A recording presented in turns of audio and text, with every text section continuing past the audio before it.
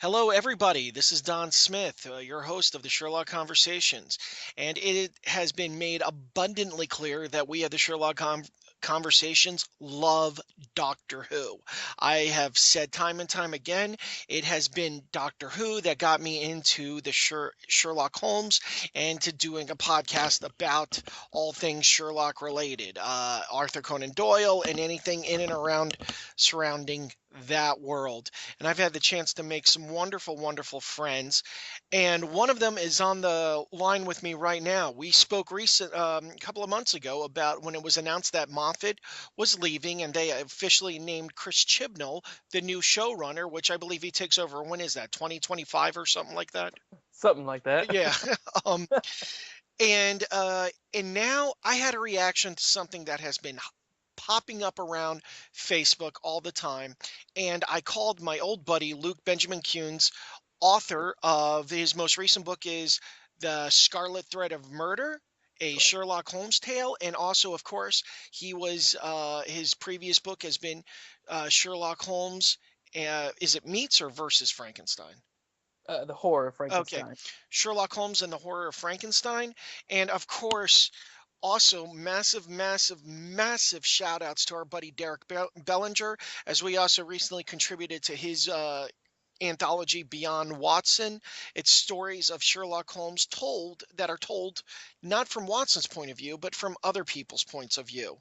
Um, and and I had a chance to put something in, and Luke had a chance to put something in. Very quickly, Luke, what is your story and what is your story about?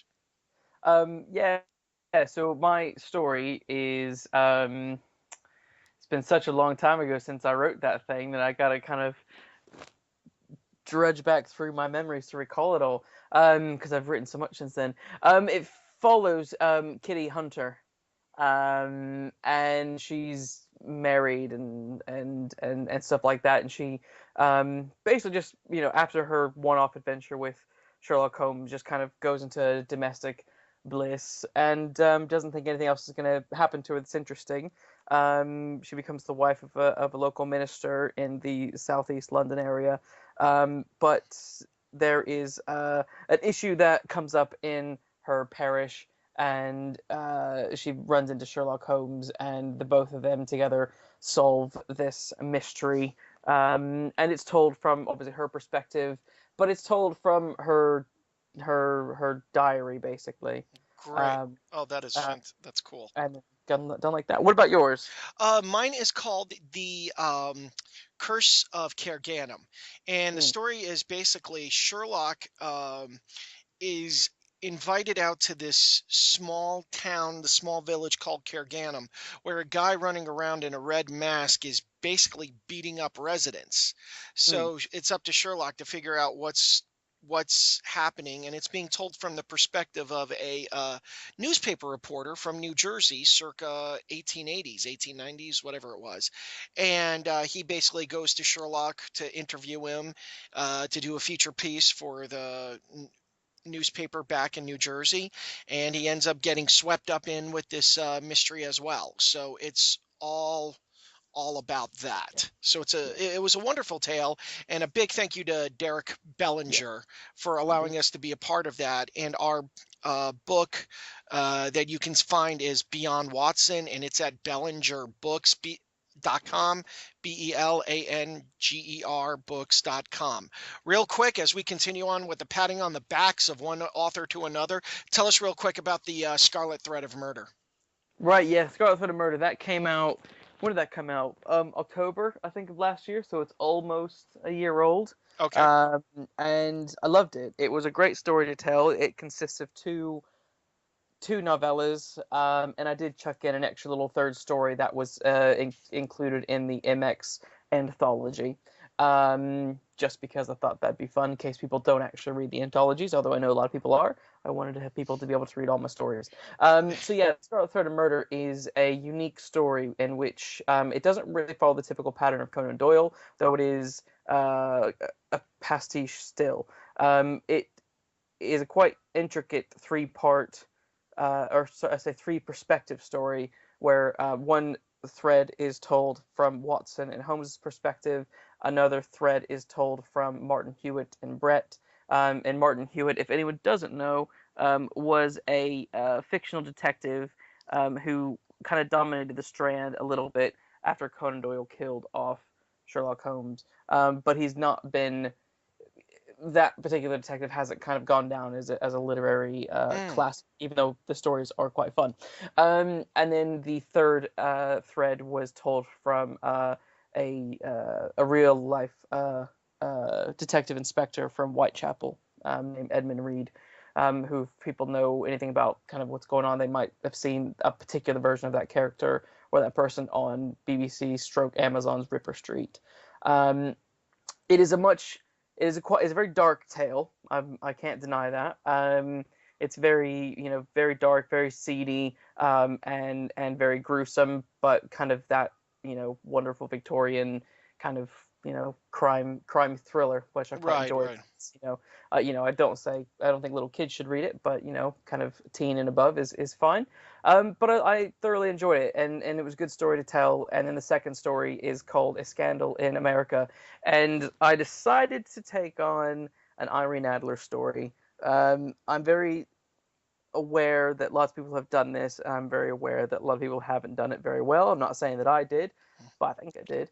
Um, but basically, Holmes and Watson are summoned to America when they find out that Godfrey Norton, Irene Adler's husband, has been murdered. And it takes them on this sort of grand Quentin Tarantino style adventure through America to solve this big grand murder that's happened to Godfrey. Very interesting. Very interesting. And it might touch upon the fact, or it might hint at why Watson calls Irene Adler the late Irene Adler in A Scandal in Bohemia as well. Oh, okay, gotcha. That makes sense. And then also at the same time, people can find these books at your website, lukebenjaminkuhns.com. We'll have links to Indeed. all of these. Cool. Okay. What And what other writing endeavors have you been up to lately? 'Cause I know a lot pretty about. much I've got something in the works that has something to do with the Vampire of the Lost Highway, and that is all I'm going to say on the subject. Awesome. Cool. Um, and one last thing, you mentioned MX Publishing. Big shout out to our friend Steve MX Yes. at MX Publishing, who is who's one of the he's I would call him one of the tent poles that is waving the Sherlockdom, Yes. waving the banner of Sherlockdom. So Yes. big hello and Does shout very out to well. him. Does very well. Also, please, again, if I just can encourage this, I'm going to have a link to the interview I did with him. But I just wanted to remind you guys to check out MX Publishing website. I don't know it off the top of my head, but he I think also it's supports a publishing.com. one. I'm sorry. I think it's just mxpublishing.com. Oh, okay. And he supports a wonderful charity in Africa. So Yes. I'm encouraging you guys to help him out with that. Yes. Hold on. Also, big supporter of the Undershaw Push as well campaign, Yes, yes, very true. All which we right. have some stuff happening very soon with that. Oh, very cool. Yeah, we're looking forward to hearing about that. So okay, we got a couple of things here that we need to talk about. Hold on just one second. And I want to make sure I've got this right. All right. I want to make sure I have this up for me, up for a minute. Um, Luke, can you talk just briefly? Did you read the article and tell me what you thought of this? Right. So I read the article that is all about, obviously, rumors that Stephen Moffat wasn't very happy around the time that Matt Smith left the show, and he said he remember reading as well before I read this article that he was quite disappointed with Series 7, because of more for personal reasons, not because of he felt that he was not doing the show well, but personal stuff had made him stressed or whatnot apparently. So this new article that's been buzzing around is this whole sort of, is Matt Smith going to return to Doctor Who when Peter Capaldi leaves? But I mean, at the moment, I don't even. Peter hasn't said he's hanging up his. Well, he doesn't really have anything to hang up his hoodie, I suppose. He hasn't said that. So this article of him suddenly this stuff kind of floating about the internet is quite interesting. And there's some quotes from Matt Smith saying that even he regretted leaving Doctor Who, and that he's probably not going to be as famous for anything else, Mhm. as opposed to his work with Doctor Who. And that wasn't a dig. I didn't take that as a dig on Doctor Who at all. Right. Actually, I think he understands that Doctor Who kind of put him on the map. And I would say those three, by what I mean by three, I mean Matt Smith, Karen Gillan, and Arthur Darvill. Um, I don't think any other. This is kind of massive generalization, but I don't think any of the other Doctor Who companions or doctors have had more success after the show than what these guys have had. I mean, I know David Tennant has had some success and stuff like that, but in terms of the other actors kind of breaching American audiences and going into American shows and TVs and films stuff like that, these guys have that version of Doctor Who really propelled Right. their young acting careers more than some of the others who were more mature when they were in that role. Right. Uh, Well, if I could jump in, what's unique about their situation is, I would argue that Arthur Darvill and Karen Gillan have been more successful I would too. than Matt Career's. And Matt Smith has made Mm. some. He's actually made some spot on career choices that completely exploded. That didn't go well.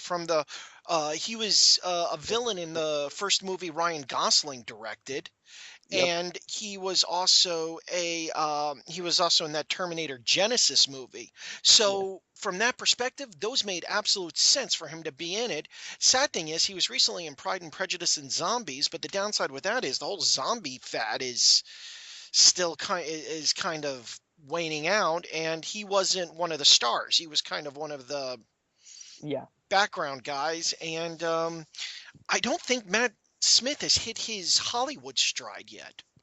He's definitely not done as well as the others. He's done a little bit of stuff, but yeah, I mean things like Terminator was devastating and cheesy and horrible.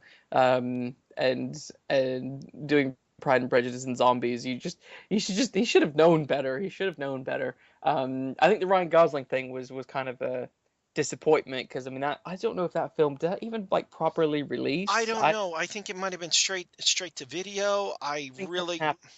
Didn't really go out well. Just a bit of disappointment. So yeah, he's not had the best run. Poor Matt. Yeah, exactly. So let's jump right into it. What was your exact opinion? If Moffat called you up and said, "Hey, Luke, what do you Mm. think of the idea? I'm talking about bringing Matt Smith back." What would you tell him? First off, I need to know, what does he mean by that? Because, are they saying, look, I want to bring Matt Smith back, fully, for a whole new season, or because there is this interim period between Moffat's reign and Chinball as well. Are they suggesting, oh hey, why don't we just do a one-off story with the 11th Doctor again, or something like that? I would need them to be specific about it. If it were to mean that they want him back as a full-time Doctor, Uh, he's going to regenerate and be Doctor 14 or 15 or whatever number he is now. Um, I would be very, very reluctant on that idea. I would say that's a really bad move, actually. right, because I will flat out. That was my reaction when I first read that, because here is what I took it as. I took the article that we found this on Screen Rant, and again we will have a link to this. I took it flat out as um, he would be the 13th Doctor. Mm, That's what I took it as is that mm, he goes from someone who looks like Matt Smith to someone who looks like Peter Capaldi back to someone who looks like Matt Smith. yeah. And the article discusses that there is some precedence for this, about the doctor choosing his face, about how the doctor chose the Roman guy's face from Pompeii, Mhm. because he wanted to remind himself never give up type of thing, Mhm. always choose life sort of thing. Also, at the same time, it was strongly hinted at that Tom Baker was a future incarnation of the Doctor, and of course, Day of the Doctor, where he Mhm. stands there and he says, "Perhaps she'll visit some of the old favorites. Maybe I'm you, maybe you're not me." Ha ha ha ha. And I didn't know quite how to take that actually, because I just thought it was, hey, let's bring Tom Baker back. Tom Baker has a habit of being kooky, and let's just write something kooky for him to say. I don't know how much of it can actually is lore. I don't know how much of it is you can actually take seriously. You probably Mhm. could, but when I read that, my first reaction was no. Mhm. Absolutely not. It was funny. People have called Paul McGann the George Lazenby of the Doctor Who world. Yes, I can go with that. Right. And I think Matt Smith wants to be the Grover Cleveland of the Doctor Who world. Doctor Who, for you neophytes that don't know, uh, or for the Grover Cleveland was a president that is considered technically only 43 men have served as president of the United States. Grover Cleveland, his presidency. Perhaps now I'm a neophyte because I forgot which number. His first presidency was counted as one presidency. Then it was Benjamin Harrison, and you can't trust anybody with Benjamin in their name. And the Hey, third, that's my middle name. what? That's my middle name. Please see my previous statement. And number three, then Grover Cleveland was reelected. Yeah. Was reelected president. Was elected as president again. So Mhm. technically, this was he was considered a whole other presidency. So, and it's almost seems like that Matt Smith wants that. He wants to go from being the 11th Doctor now to being the 13th Doctor. Mm. Mm. And that's how I took that. I took that that's the way I took the article because I mean, really, what one of the surviving actors would not come back and play the role of the Doctor again Mhm. True. in True. some shape or form? And there is some precedence for Matt Smith coming back. Mhm. However, this is my opinion on the whole thing, and this is what I wanted to flat out say. It screams of we don't have anything else to play. So we're going to go back to this. Now, I'm Mhm. going to tell you something. Doctor Who actors have said in previous years, they have flat out discussed their regrets. Tom Baker regretted that he wasn't in the 20th anniversary, Five Doctors. Um, Yes. Peter Davison has gone on record as saying he wished he had played the Doctor longer than his 3 years. Mhm. And it seems to me that Matt Smith is saying the same thing. And Mhm. I will put a dollar down that probably within the next 5, 10 years, Chris Eccleston will regret not being in Day of the Doctor. Yeah. And I'm going to say, I'm sorry, but this is your regret. Matt, you made this decision. You've got to live with it. Come Right. back. Heaven knows we want to see you in a multi-doctor episode. Yeah, Right. we are saying that. Well, we don't want you in as officially as the 13th Doctor or the 14th Doctor. If they say, hey, let's do a mini series with the 11th Doctor running around, yes, do it. People have been begging for an 8th Doctor television series Yes. for a television miniseries. We get that, but the thing is that that just will scream to fans, we can't let this go. And I Yeah. remember there was a ton of controversy when Peter Capaldi play the first episode officially with Capaldi as the Doctor. They showed Matt Smith again when they did that whole telephone thing Yeah. where. They land in Glasgow. Capaldi comes out and says, "I think it's your boyfriend on the phone," and Matt Smith is there and he's on Trenzalore getting ready to regenerate. Mhm. And he's like, oh no, don't tell me I'm old and gray. And Capaldi comes out and says, is that the doctor? And Matt Smith goes, is that the doctor? There was a lot of controversy about that. And there was a lot of people that it just screamed of insecurity, not being able. Did you like that? Did you like it? I'll tell you this, I didn't have an issue with it. I really didn't, but but I kind of like afterwards, I kind of went back and forth on it where I can see in one hand where it screamed of insecurity, where they go, "Come on, let's just give everybody one last taste of Matt Smith, like Mhm. officially giving the baton to him, Mhm. and also at the same time, it's somewhat, I kind of got what they were doing, and it sort of made sense why when you saw Matt Smith, he had a big grin on his face during the Night of the Doctor, when he had a big grin on his face, and he's like, "He's coming, the Doctor is coming." Yeah. Yeah, like it kind of made that a little bit more, but the big thing is, and I'm gonna say this: the big elephant in the room in all of this is that for the first time in its history, Doctor Who was actually something that girls under the age of 15 were beginning to enjoy. Mm.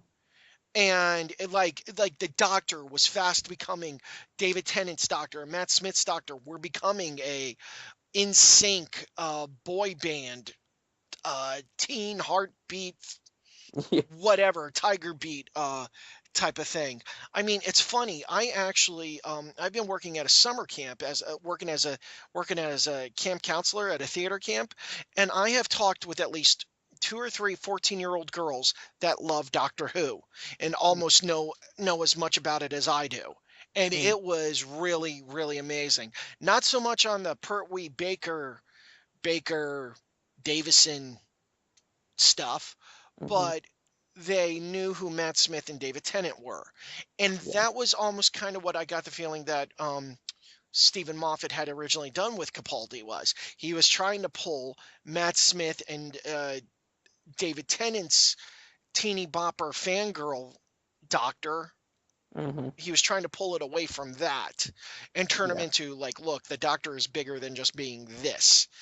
Yeah. But I kind of got the feeling that every so often, the people running the BBC, who Yeah. basically, you know, the phrase about with both hands on a flashlight, Mhm. um, that's basically them.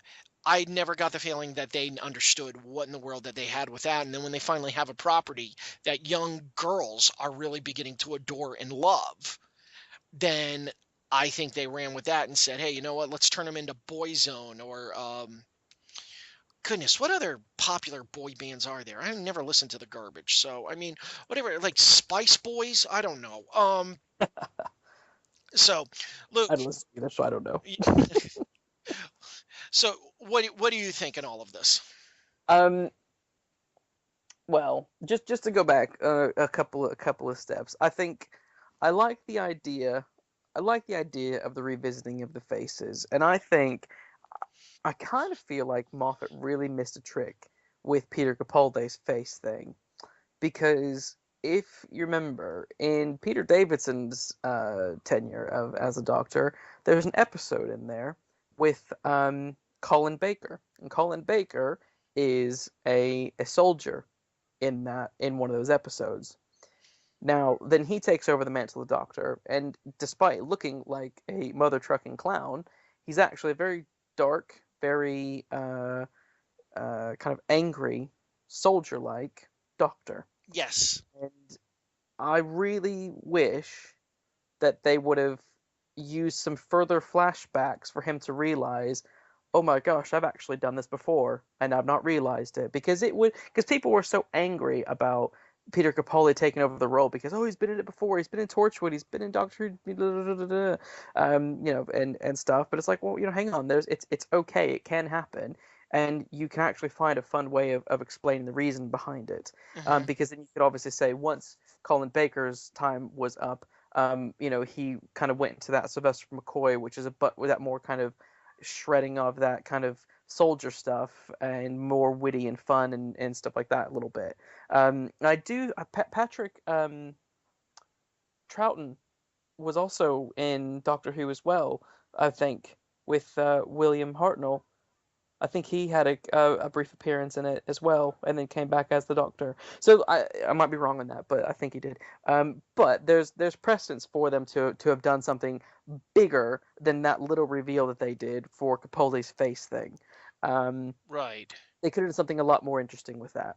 Right. And So this was in the episode that the ones that we're talking about that had is that Maisie Williams? she was like really big on Game of Thrones. I never watched Game of Thrones, but she was on that, right? The Something. Yeah, yeah. She's Game of her, Thrones. Yeah, yeah, yeah. her whatever she was calling herself, the Nightmare or something like that, where she was A horse. shielder stroke me. Yeah, And she was annoying. I hated her character. Just boring to me. Too much of a know-it-all. Makes me agitated. Anyway, yeah. So when they did the whole thing with Tom Baker in the 50th anniversary, I was that's kind of a fun little nod. I kind of like the toying around with that, and they were clearly foreshadowing what was going to happen with Capaldi anyway. So it was kind of like, okay, yeah, fine, whatever. Um, but yeah. So I think, yeah, I think it's a there's some precedence for it, but I think, having Matt Smith um, kind of come back and be this 14th or 13th Doctor, whatever you want to number it as, um, is definitely a silly thing. I think, the BBC. I didn't really mind the flashback, or the flash forwards, or however you want to view it, the yeah, scene where Matt Smith calls Clara. I actually liked it because I thought it was a nice send off scene for Matt, because I thought his regeneration scene was actually quite quick. I was like, oh, yes, that was like boom, done, gone. Okay, whatever. See you, Matt. Um, and I liked that there was a little bit more to it, but I also liked it because it was different. We hadn't seen the Doctor do that before. The only thing that I think didn't work for me was that since Clara was this magical companion who's at some point interacted with all the Doctors, she should have been more aware of what the regeneration was like, yeah. That was the and thing that not such a. irritated me was She was such a prick. yeah, she was kind of like, I was hoping that he would stay young and handsome forever because he wanted to be my boyfriend. And then Yeah, her reaction to it was, oh, I can't believe he's so old with gray and blah, blah, blah. And it was yeah, just like, oh, come on, really? It yeah, was like, you've seen every doctor. At some point in time, he changes. You should have, honestly, of all the companions, she should have known better. yeah. Yeah, that's what didn't work for me at all, because it just felt like we've just kind of, I don't know, just we it made her whole story arc for season 7 and the 50th completely redundant, because it's like, but this stuff. You know that this is how he works. You've seen him as all the doctors, including the War Doctor. So you know that he's either young or old at any point in time, but we always know that he's always old. You know, so that for me didn't really work, and I think the BBC did that for their own kicks. But I think I would like to think that they have just a tiny bit of sense and would not bring back Matt as a full time Doctor. I think a mini series would be fine, but if anyone deserves a mini series, it's Paul McGann. Amen. It's Amen. Paul. I mean, that to me, out of the 50th anniversary, Paul McGann's 8-minute episode was the best thing to happen. That was pretty amazing. I remember waking up in the morning and going, I don't care if I'm spoiling this for everybody. Paul Yeah. McGann's back. And Mm, that was beyond cool. That was beyond awesome. yeah. And that was really well done. Yeah, that was fantastic. Yeah. Well, because let me go back to what we've been talking about. Yeah. Because the other big thing that I had an issue with was I didn't like how it's just kind of like now there's this level of, oh, well, we can always bring them back and blah, blah, blah. I'm still getting used to Peter Capaldi as the doctor. This Yep. always happens. And there's already talk of them Henry. coming back. And the thing that annoys me about it is that there are so many other fine future doctors that Yeah. are out there. I mean, who doesn't play this game? Like Hmm. like Luke, who would you pick as the doctor if you could cast? Don, who would you pick as the doctor if you could Hmm. cast? Or you'll be just randomly watching something and go, "Holy crap, that guy would be great as the doctor." Or, "Hey, you know what? That actor I saw over there would be really good as the doctor." Yeah. And it's like we do this all the time. I don't know what more ground because here's the thing. Let's do this from let's just for argument's sake say okay, Capaldi goes along with Moffat for the end of Hmm. his run to 2025, 2030, I think, or something like that.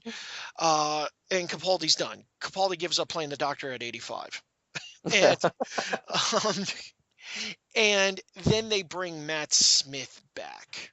Mm, You can't really do like if you do something new with him.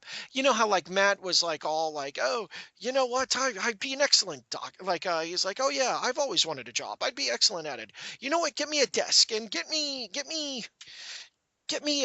like give me a report with all those graphs and folders in that. Yeah, that's what I want. Yeah." Like mm, him doing the goofy gesticulating with his hands type of thing. mhm. If he did anything else, like if he did a psycho person, if he did an angry person, it would, I don't know how to describe it. It would just be so off-putting. People would expect to Yeah. get the 11th Doctor back as the 13th Doctor, and they probably wouldn't get that. And people would be like, "Oh, that's weird." And then the funny thing is, if Mm, then people got the 11th Doctor again, it's like, "Well, we've seen this." it's safe. Yeah. And that's actually the biggest thing that's killing things these days is that people can't let things go, which is ironic because the whole thing, precedence of Sherlock Holmes is based on the fact of somebody else comes up with a new idea for him Yeah. and runs with it. But it's just, I don't know. This would just be such a bad idea, and I think they would lose a lot of support by doing it this way. I think they would too. I don't think. Yeah. I don't. I really, really don't think they'll do it. But the fact that it's even a conversation piece is ridiculous, to be honest. And and the fact that the media is running with it. I mean, I get it why people would want to run with the story. 'Cause it's like, oh my gosh, this could happen, and it feeds all of those, yeah, it's all that kind of excitement of returning to what you know. But it just wouldn't work. I mean, what I'm up for is I'm absolutely up for another multi-doctor episode. I don't feel that those should only be reserved for 50th anniversaries, and I'm not saying that we need to cram in every bloody doctor. Yeah. But you know what? Why can't Paul McGann have an episode with Peter Capaldi? Why can't David Tennant come back? Why can't we do a one-off special that's a McGann and Matt Smith adventure? You know what I mean? There's no reason. Doctor Who is the show itself, for being as out there and interesting as it is, plays itself so, or the BBC rather plays it so safe, and they don't do half of the fun things that they could do. Like they do in Uh, Big Finish or in the comic books. exactly. I mean, there's so much, breadth and width that they really can be playing with, and they just, really, realistically, I felt in the finale of season 8, nine. What season did we just watch? 9, yeah. Yeah. Um, the finale that where Capaldi finally finds his way back to Gallifrey. I mean, that easily could have been a multi-doctor story. Yeah, exactly. Where he shows up and he's helping out and everything like that. That would have Yeah, been fantastic. Then also, let's add to the fact that, um, oh, forgive me, his name's gonna slip my mind. David, the gentleman that played William Hartnell in a movie about an adventure in time and space. oh yeah, yeah, yep. I keep clicking him as the caretaker from the Harry Potter movies. Yes. What is it? Adventure in time and space. Uh, I will tell. it's David something or other. Um, he David Bradley. David Bradley, yes, he was an amazing William Hartnell, Yeah, and he's an amazing actor. How hard would it have been, just for the fun of it, bring him in as the first Doctor? yeah. Well, the thing is, in the Five Doctors, it wasn't William Hartnell who was the Doctor. Exactly, it was You know? someone named Richard Hardnell. Yeah, and it worked because he looked like they did their best to make him look like it wasn't like it was so shockingly different. It worked for the special, and there's no reason why that couldn't have worked for the 50th. There's no reason why it couldn't work now. They're missing out on such great opportunities to respect the past, but do fun and inventive ways to move forward Yeah, with it. and also at the same time, I mean, like we want to know what happened to the clone of the 10th Doctor and Rose? What Yeah, happened to the the doctor's doctor's daughter. daughter? Yeah, Yeah. exactly. Those are the big ones. And is there a way of bringing River Song back? Absolutely. I mean, Um, for me, the person I really want to know the most about is Susan. You know, the doctor always said, "I will come back and find you," and he never comes back. You know, obviously they meet up in the Five Doctors again, and she's a much older woman, and she recognizes her grandfather, and she's everything's okay, but that's as far as we go.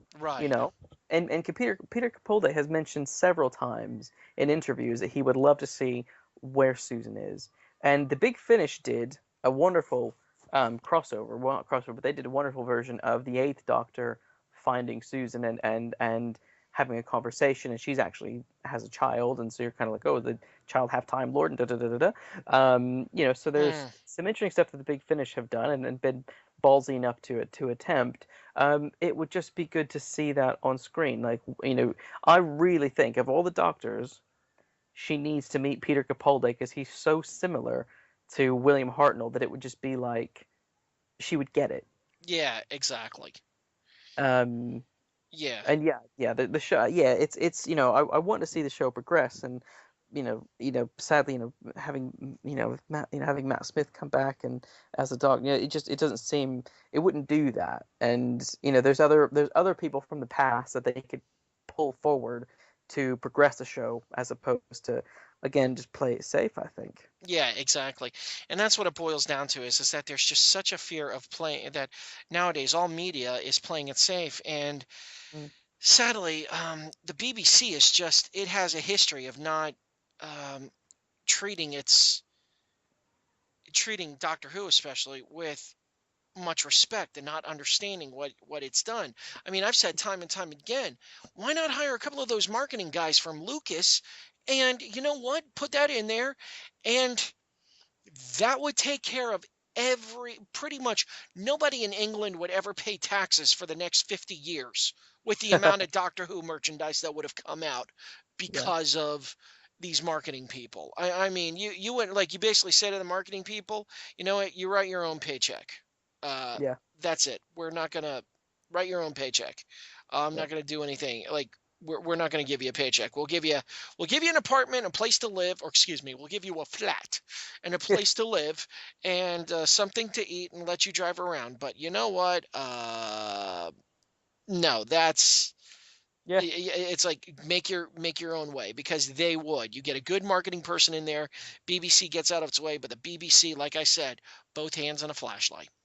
yeah. And it's so frustrating when they, decide to not, uh, when they postpone season 10 for a whole year just because of what, the Olympics.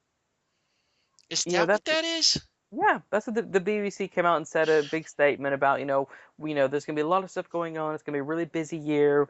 We want to make sure that when Doctor Who comes back, everyone can have can have everyone's attention and stuff like that. I'm just like, well, okay, so you're postponing it a whole year just because people are going to be busy watching sports for a few months.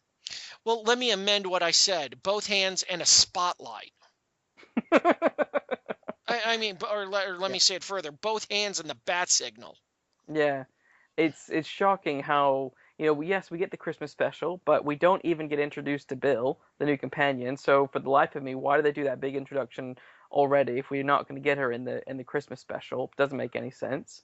And then we have to wait a whole another year, even though they're filming now Yeah, for it. It's just like I don't get where your logic is. yeah, It just seems flawed massively.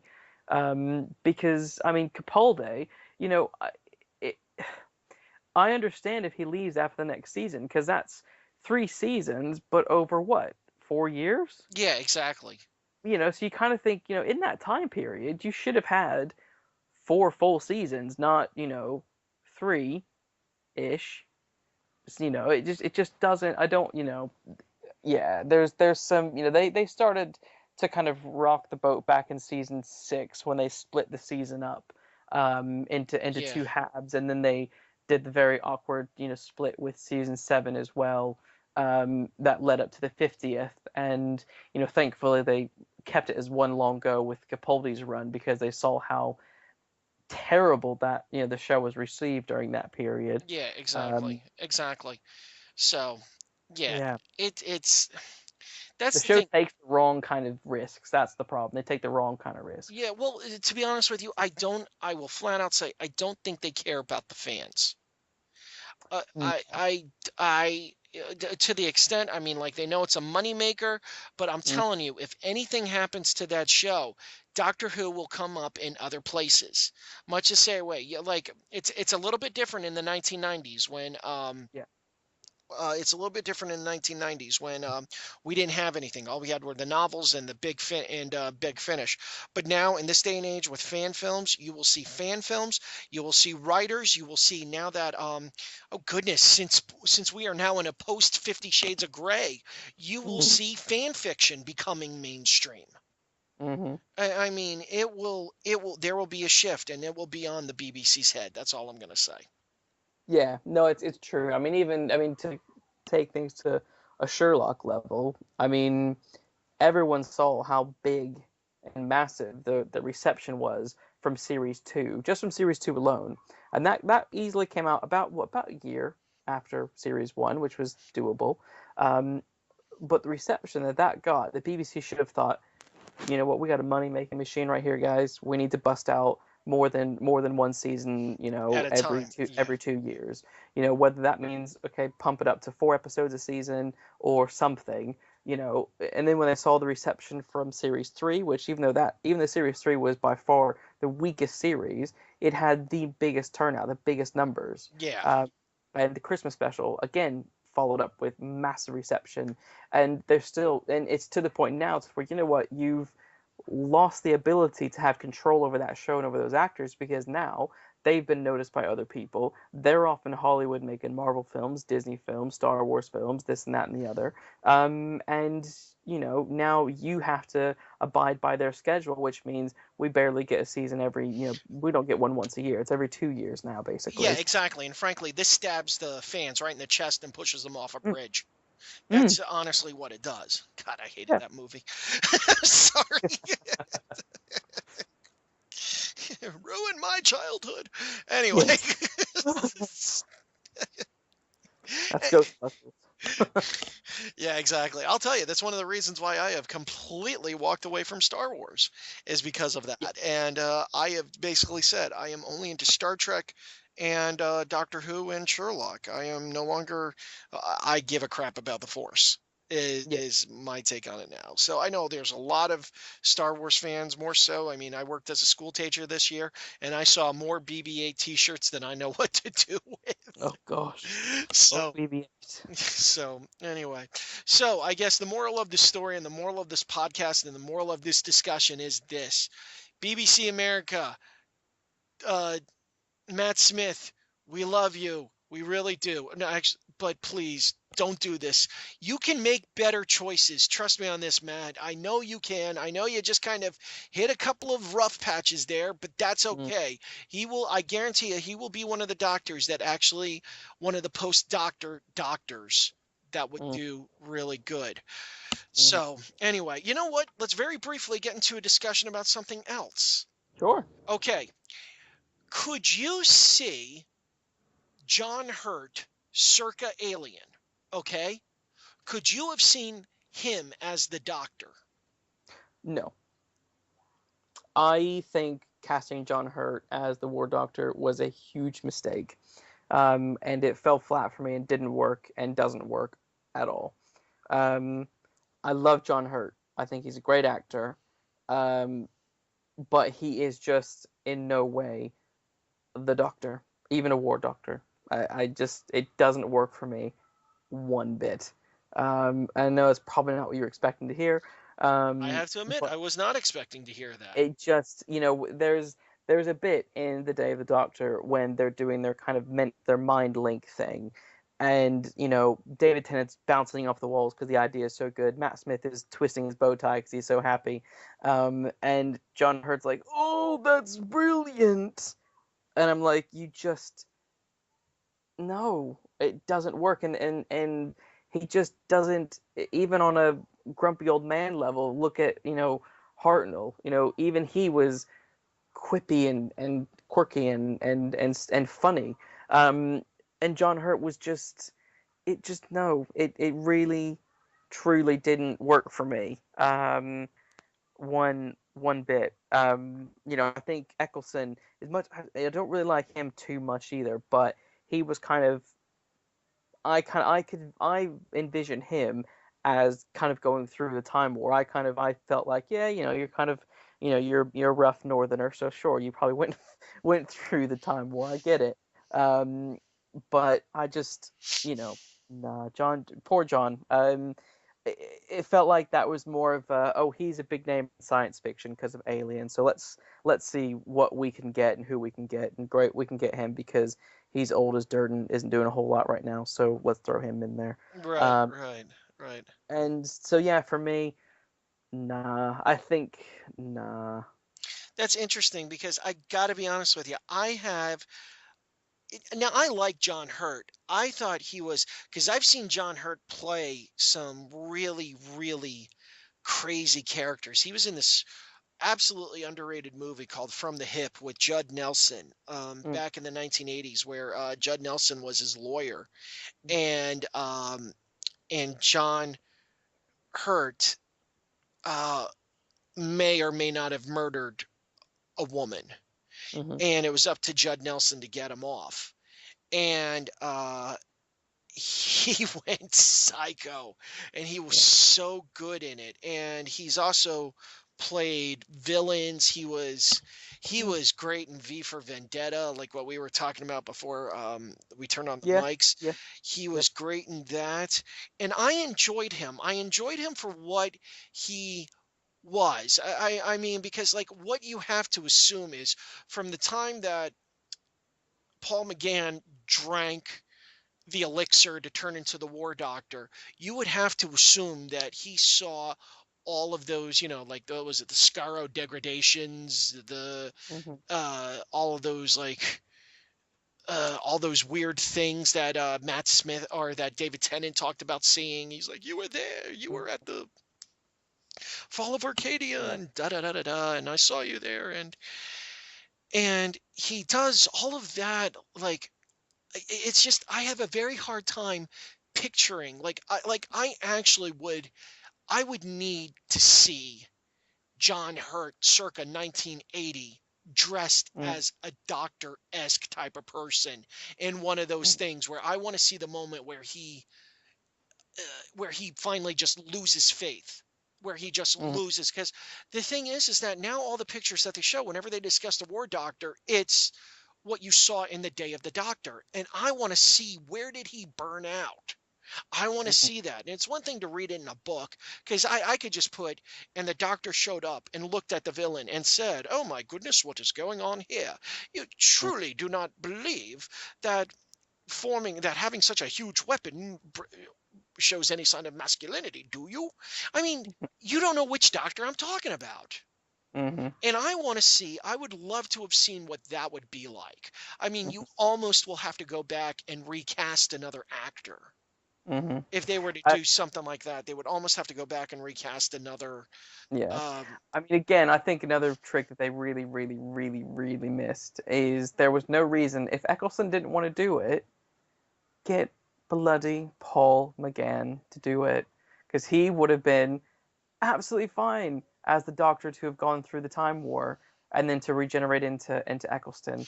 well, because what it boiled down to was you needed that doctor that would have had the tenacity to Mm, hit what is essentially the button for the yeah, nuclear button. That was what they needed. They needed that guy to do that. yeah. And And Paul could have done that. You saw his switch before he took that elixir was like, crap, this guy's really unhappy now, and he's gonna go do a bunch of crazy shit. And Paul could have done it in a heartbeat. I have full faith in him to have been able to have mastered the War Doctor side and been amazing and scary, but retaining that essence of who the Doctor is that I just don't feel I got from John Hurt. right, Right. I can understand that. It's one of these things where it's kind of like, I'll say this though, I did like him in Day of the Doctor. I enjoyed him. I thought he was great. And also at the same time, I saw him and I went V for Vendetta. It was Yeah, so cool to see him in a completely polar opposite character as yeah, basically this. He literally went from playing Hitler to some version of the Doctor, yeah. which is what Adam True, Sutler was, is true. alternate version of Hitler. And I thought that that was a lot of fun, but I can see why, because they easily could have done that contact thing. You know what I mean? Where the three of them were standing there going, "Oh, I know. Well, wait, there's three of me and a whole bunch of Daleks. Okay, hey, number 10, contact, contact. Yeah, Hey, hey, number sort of number 9, contact, contact." And then they all were on the same page with everything. That would have yeah. been pretty sweet. They could have had some real fun with that. They could So, have done.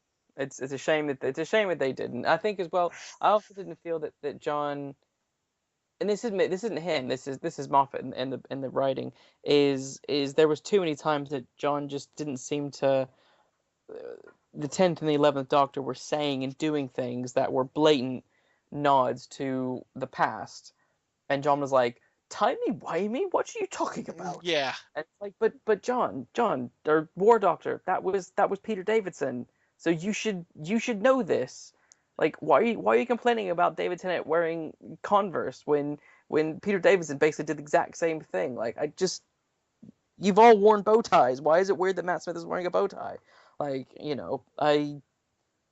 yeah, there was just too many oddities that just I think that's why it didn't work, because it just seemed to be so forgetful of his past, Well, and maybe it's supposed to be the intentional, but it fell flat for me if it was. yeah, I think that that's kind of what it was, is that he was, if you pardon the pun, so alien. Like he was an Mm, incarnation of the Doctor, but was so alien to it that yeah, that because and they really did need to differentiate that, because from now on, I mean, Peter Capaldi, say what you will, is the 13th Doctor. yes, And even though he's technically the 12th Doctor, and they had to do they had to do things like that. But I will say this though, in there were issues. I know that a lot of people had issues with season 7, but there were some really good parts of season 7. And that one part when he turns around and he says, when he's inside his own time stream and Clara hmm is all like, "Oh no, what's gonna happen?" And then Richard E. Grant, who could have been a doctor, who was the Scream of Clark. Shalka doctor, and he could have Mhm. easily be a doctor himself. Yeah, um, when when he was about to attack the Pandernest gang and everybody like that, and then the 11th Doctor was just kind of like, he's like, "What I did in the name of peace and sanity," and then he says, "Yeah, but you didn't do it in the name of the Doctor." And then when they showed up John Hurt, and John Hurt turns around, that was that was kind of interesting, because I hmm loved the look on his face, because John Hurt, say what you will, he can, just his face alone can play, "I'm the guy that pressed the button and I got to yeah, live with it." Just that face alone said that. But then I thought it was a bit of a cheat that they used credits as the cliffhanger. You know what I mean? They did yeah, and featuring John Hurt as the Doctor. Oh no, like what does this mean? And it was just kind of like, I thought that was a bit of a cheat, yeah, instead of, because like I've always thought, if you're going to do something as a cliffhanger, you should show something else.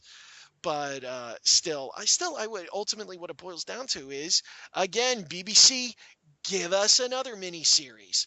I would love to see an actor cast as a young John Hurt playing a young version of the War Doctor, hmm and seeing him just going, "All right, guys, we're gonna get in there and we're gonna kill everybody and save the day for Gallifrey, yay!" And then you just watch him as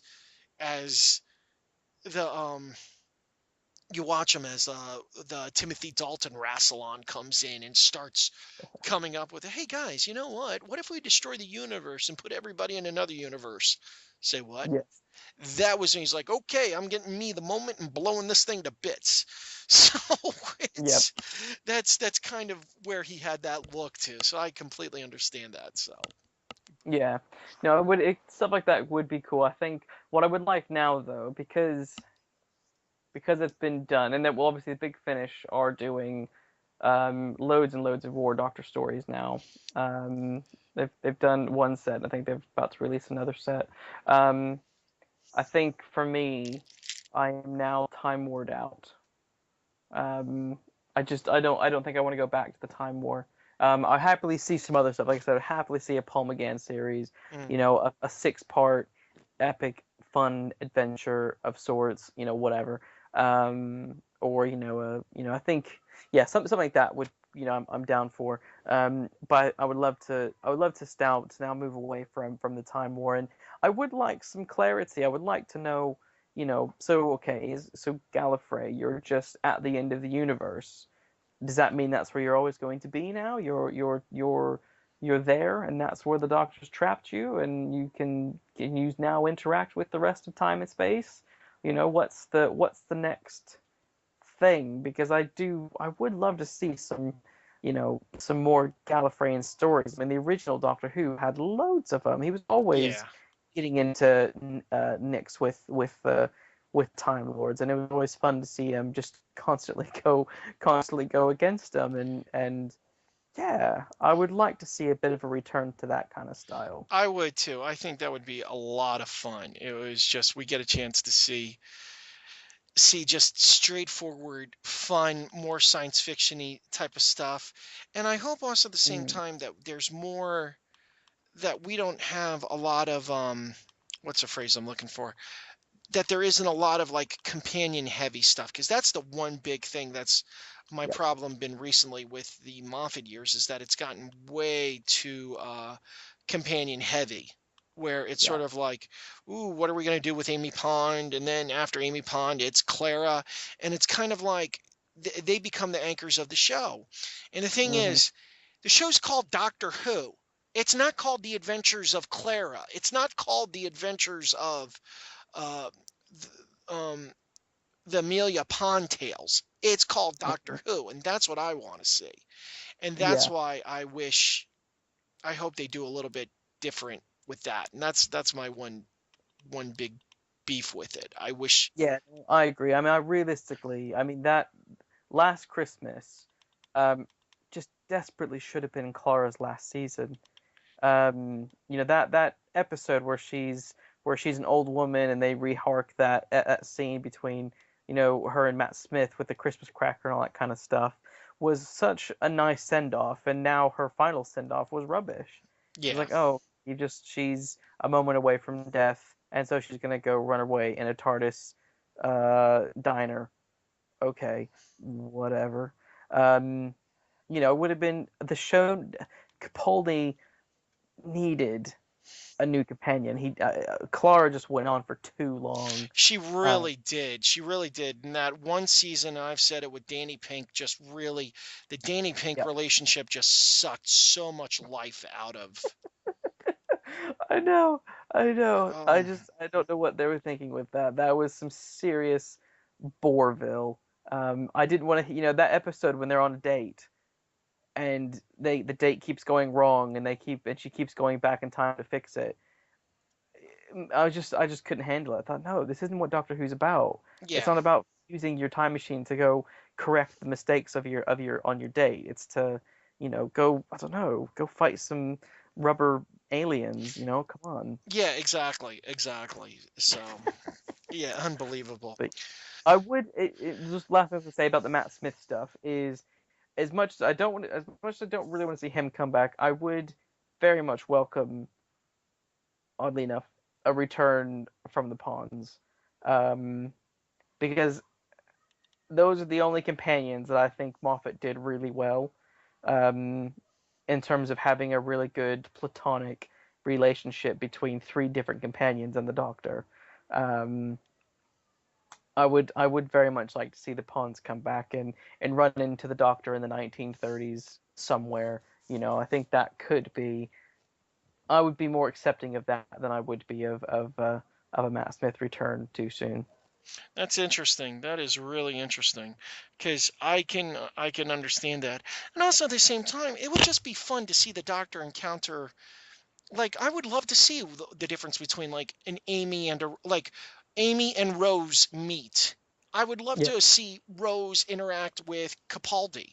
That would Yeah. be that would be really, really fascinating. But I don't know if they would go Yeah. along with that type of thing. So I don't know. But Um. also at the same time, it's like saying like, oh, could we ever see David Tennant interact with Adric? Yeah. True. So That could be interesting. yeah, so that's where we would ultimately get into this. So anyway, Mm. Yeah. Luke, once again, I need to thank you for your time. Like I love doing these impromptu discussions with you. They just kind of come out of nowhere. They're much needed, and Mm. and we're both on the same page a lot of times. I Uh, agree. yeah, where we're both kind of like, because like I knew when I saw that, and I sent it to you over Facebook. You're like, no. Because I said to you, I go, I don't want to hear your opinion. Don't tell it to me. We will discuss it when we're there. We'll discuss it when we're online and da da da da da. Yeah. But when I saw that, and you're like, no, I just like it was just like, oh boy, you've got an opinion about this, and I was like, cool. Now we're gonna have an awesome discussion on this. So, Oh, s- like a good nerd chat. yeah, exactly, exactly. So anyway, Luke, thank you so much It's for fun. joining Oh, us thanks for today. having me. It's good fun. As always. And what are you working on now? What new projects have you got? Mm. Yeah. So now I am completing a biography on Conan Doyle Who? and Undershaw. Who? Conan Doyle, Never Arthur heard of Conan. him. Nope, he's an old Scottish guy into a bit crazy into spiritualism and stuff. Um, no, it's a lovely book that I was asked to write by the people behind Stepping Stones School who have purchased the home of Arthur Conan Doyle in Surrey called Undershaw. What they wanted is they wanted a book that kind of really focused on the history of Undershaw and Arthur Conan Doyle. So it's been a really nice thing to write. It's basically been I kind of it picks up from Arthur as a young child, and I go through all the way through up until he leaves Undershaw and what's happened with Undershaw post his departure. But what I wanted to do, I wanted to make it a bit more unique than some of the other biographies that are out there. And instead of just kind of going point by point of what he's doing, where he's having lunch, and where he's walking in a park, I kind of told it more through the eyes or through the lens of what is he writing at the time. So it's more an exploration of his writing adventures and where he was while he was doing these writing adventures and stuff like that. So it literally touches on his time in Europe, his time in the Boer War, is all that kind of stuff. But you learn more about what he's writing and what his writing interests were. Because a lot of people just think he's just there for Sherlock Holmes. They don't understand that he was a huge kind of he was a political activist in certain respects. He was very much into theater and loved theater and really wanted to make it as a playwright, but literally Right. just the poor guy never did. And he loved all sorts of different types of stories. He wanted to write things about domestic bliss and the comedic stuff that happens in married life. And obviously his biggest passion was the Napoleonic era and that kind of stuff. And so he was yeah. So it covers all that kind of stuff, and I really enjoyed it. And it's going to come out in October How of long this did it year. take you to do all that type of research and everything for that? Very, very, very, very, very long. I think I've been working on this project since last year. I think I started in May 2015, Okay. uh, and have been working pretty much nonstop on it to get it because there's going to be a lot of photographs in there as well because it's going to be more of a coffee table book. So it's written in a way where you don't have to read the whole thing in one go. You can just read excerpts and stuff like that from time, and look at really interesting pictures. So this required, obviously reaching out to people for, people who'd be willing to donate pictures who have them, and reaching out to the British Library and stuff like that, and going to Portsmouth and collecting data and photographs from them as well. So there's lots of really really fun photos that are going to be included in the book. And I have a one of the Baker Street Babes is going to be helping kind of set the kind of design of the book, which we're quite excited for as well. Very cool, very cool. I'm really happy to hear that. The Baker Street Babes, like they have done so much good for all of Sherlockdom. I'm like, you can't, like, you turn your head and they're there involved with something, which is really cool. Yes, I agree. I agree. Yeah, so fantastic. Luke, once again, thank you so much for joining us today. And your Oh, website pleasure. is lukebenjaminkuhns, Yep. .com. And again, you can't Yep. trust anybody with the name Benjamin in their name. Oh, does it help if I spell mine weirdly? Okay, And yes, it does. okay, So, good. yeah, okay, so everybody can trust Luke Benjamin Kuhns. So if you've got a lot of money that you need stored, give it to Luke. He will take care of it. I will. Yes. So anyway, Luke, thank you so much for joining us. And as always, my friends, thank you so much for joining us here at the Sherlock Conversations.